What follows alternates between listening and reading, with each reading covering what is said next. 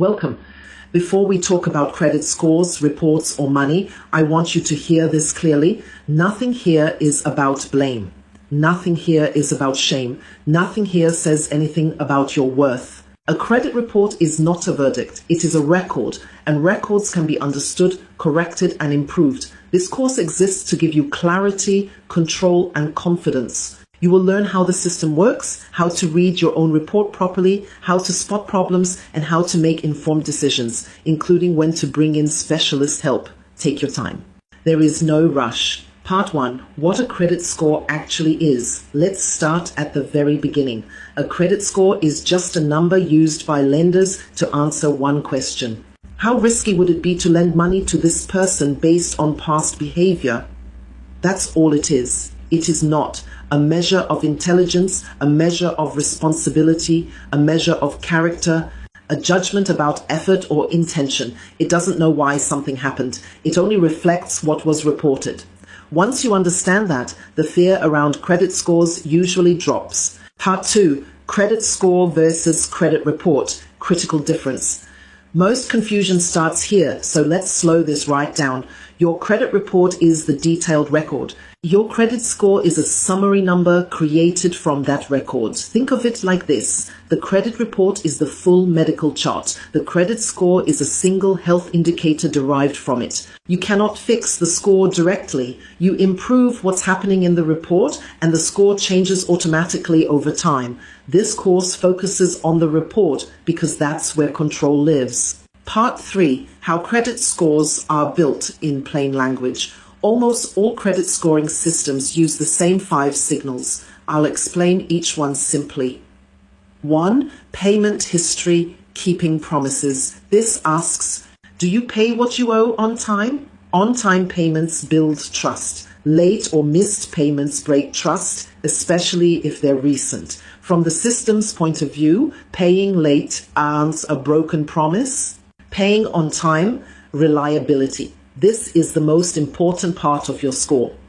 2. Credit utilization, how much pressure you're under. This looks at how much of your available credit are you using. Example, if your credit limit is $5,000 and you owe $4,500, that's high utilization. High utilization doesn't mean you've done something wrong. It often means life has been tight. But to lenders, it looks like financial pressure. Lower utilization often helps faster than almost anything else when it's done calmly and at the right time. 3.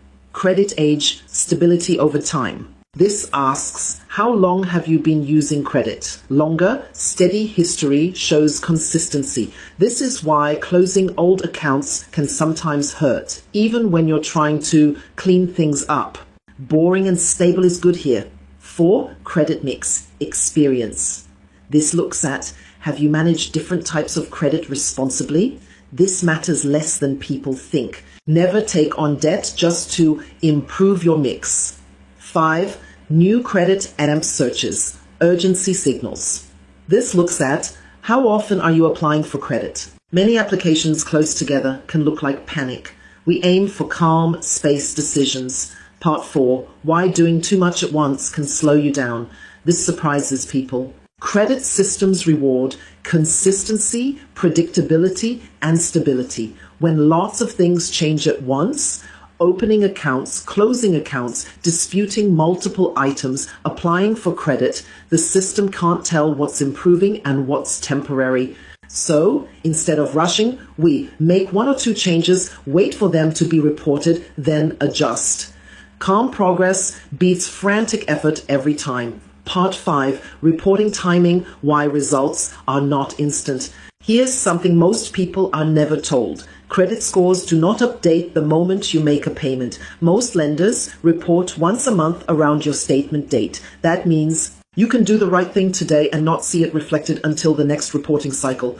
This is normal. Panic leads people to undo progress. Understanding timing prevents that. Part 6. Now we read your credit report, line by line.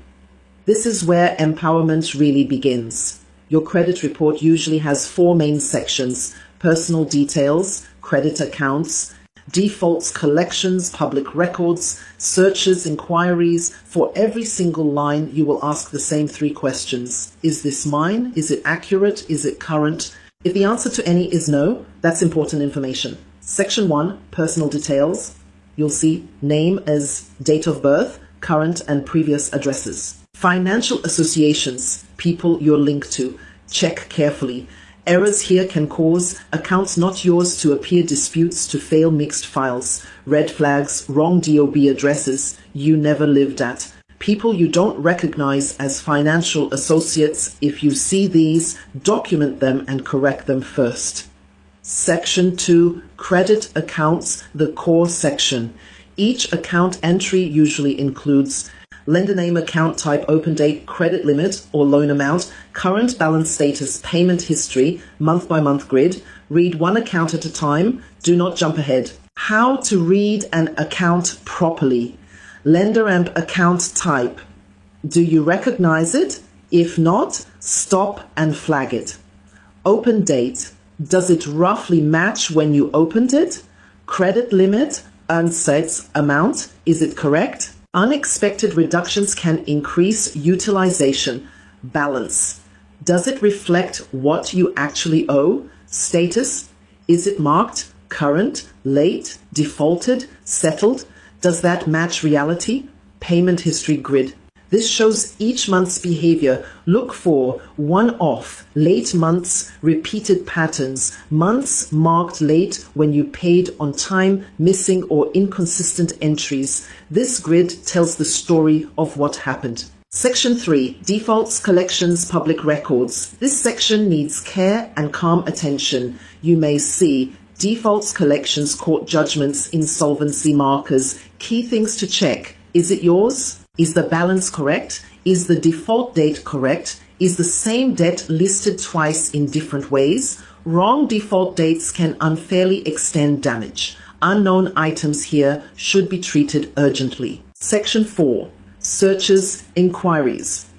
You'll see companies that looked at your file.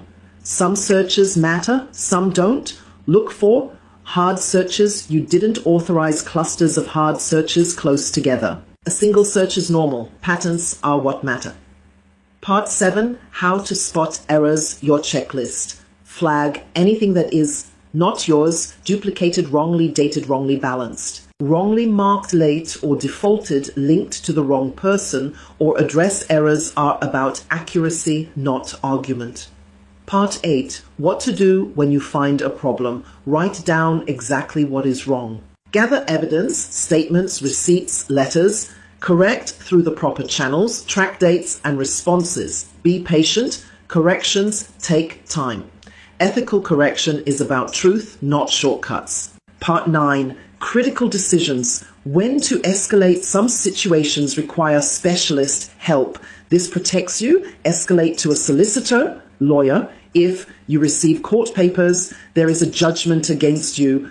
A creditor threatens legal action. A debt is clearly not yours and serious action is happening. You need advice on contracts or legal rights. You can organize information, but legal advice must come from a lawyer. Escalate to a licensed insolvency practitioner or regulated debt advisor if you cannot meet basic living costs and debt payments. You are using credit to pay credit. Repeatedly, multiple defaults or collections are active. You are considering bankruptcy or formal debt arrangements. These options are regulated to protect you. Escalate to a counselor if debt is causing panic, insomnia, or severe distress. You feel overwhelmed or ashamed to the point of avoidance. Relationships are breaking down due to money stress. If there is any risk to your safety, urgent support comes first. Part 10, the order that works to avoid overwhelm. Always prioritize in this order. Anything that is not yours, legal or public record items, current missed or late payments, high credit utilization, accurate old history. This heals with time. You do not need to fix everything at once. Final word, your role in this process. You are not here to beat the system. You are here to understand it, Work with it, rebuild trust, calmly make informed decisions. This system tracks actions. This course builds understanding. Together, they give you control. Nothing here requires perfection, only engagement and honesty. Next step, we now apply this knowledge directly to your report, one account at a time, using the system to track actions and timing. You are capable of this. You are not behind. You are learning the rules that were never explained